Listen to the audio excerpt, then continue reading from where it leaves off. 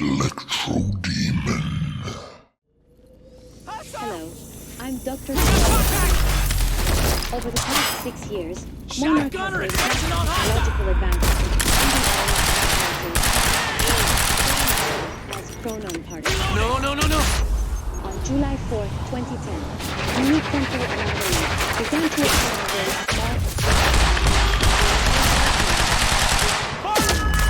located within the Riverport Industrial Zone. This resulted in extremely dense emissions of chronon particles. Quantum Break came out back in 2016. It's a single-player, narrative-driven third-person shooter. I never played it until now, and I'm not sure why it went under my radar, but I'm happy that I played it now. The interesting thing about Quantum Break is its use of a live TV show like cutscenes, but we'll talk about this later in detail. The story in Quantum Break is rather phenomenally written, and this is backed up by high production animations and also voice acting. This is a story about time travel, and most stories about time travel get kinda convoluted, but this one is actually great. You play as Jack Joyce, and there's this big corporation called the Monarch. Your brother used to work for Monarch to develop a time machine. There's this dude by the name of Paul Serene, basically a top dude in Monarch Corporation, and you get roped into activating an illegal time manipulation test. And basically, due to Paul Serene's miscalculations, things go horribly wrong. You're on a mission to stop him and try to revert time back. Like I said, it's an awesome story that it's acted and executed extremely well. 2 minutes to the past. Remember this moment.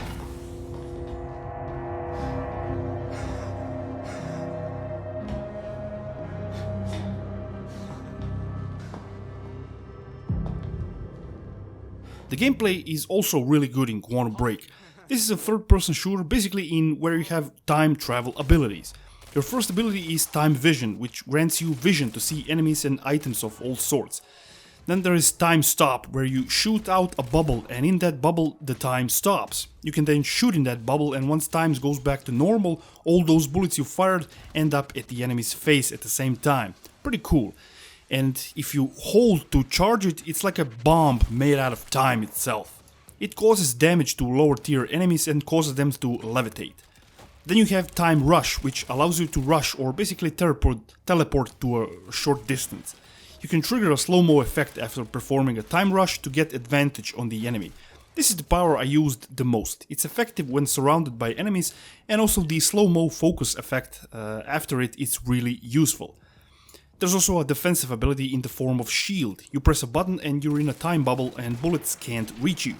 I like Jack's abilities and they're fun to use. You also have a lot of weapons at your disposal. Pistols, submachine guns, assault rifles, carbines and a shotgun.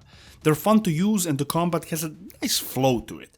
The only thing I don't understand is how you don't have grenades. Enemies regularly throw grenades at you, but you don't have them at all.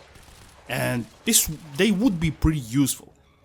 You'll be killing Monarch soldiers in this game, security forces, trained soldiers, and also bigger and heavier units wearing a so-called striker suit.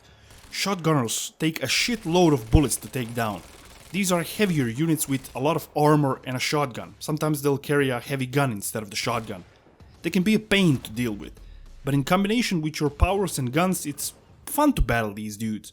Later on in the game, there are soldiers carrying a chronon thingy, and it lets them have your time rush ability.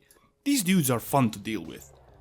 This is a cover shooter, but you take cover automatically, and this sometimes presents a problem. I would much rather have a Gears of War system with a dedicated button to take cover. It's a much more reliable system than this. You'll do a fair bit of platforming, and also you'll be using your time powers to solve relatively easy environment puzzles. I like the animation where when you kill the last enemy of the area, there's this animation like in Max Payne. Pretty fucking amazing. This is Remedy after all.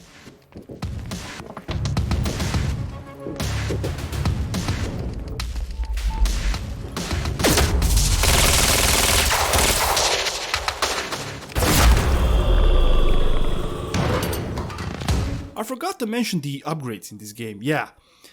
You can only upgrade your time powers by collecting chronon sources found in the world and then using those points to upgrade. After each chapter you'll get to see a show. I mean like a TV show, live action show. No animations but real characters. This is interesting. At first I was a bit scared about this, but really, the actors here are top class. Lance Reddick and also Aidan Gillen are top class actors. And the show itself is very well produced and made, so it's quite enjoyable to watch. But what I don't understand is why these videos aren't local. You're basically streaming these episodes from the web. Why? The game itself is not big, it's like 35 gigabytes. So what? That's like 4 episodes for that last 20 minutes each in terms of storage. What's that in terms of storage? Nothing. And this raises a big red flag in terms of game preservation. What if servers are down? You ain't gonna be streaming this. And when licenses expire, this will get removed and you'll have no option to play the game. All of them.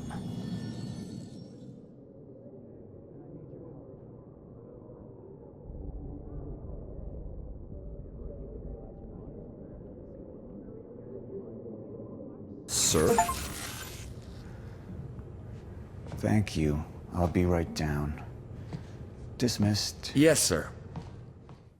The graphics are awesome in this game. It uses Remedy's proprietary Northlight engine, and this is a beauty of an engine. Everything is extremely detailed and the animations are top notch. But there's a slight problem. The loading times can be excruciatingly long. I have an SSD and a beastly PC, so I really see no reason for this. This really got on my nerves. Apart from that, there really are no game-breaking bugs in this game, at least in my playthrough. Also, this game only came out for the Xbox consoles and PC, no PlayStation 5 version. But the PC version costs close to 40 euros. I mean, this is really not acceptable for a 2016 game, no matter how polished it is. If you're in for a high quality, high production value third-person game that has top talent in its live TV action parts, well, Quantum Break is for you. I really enjoyed this game, but the high price is unjustified. It was worth this kind of money at the time of its release, but now I don't think so. You'll be getting 10 hours out of this game, max. But if you get past that, you're getting a high quality action game. If I had to give a score to this game, I'd give it 8.6 out of 10.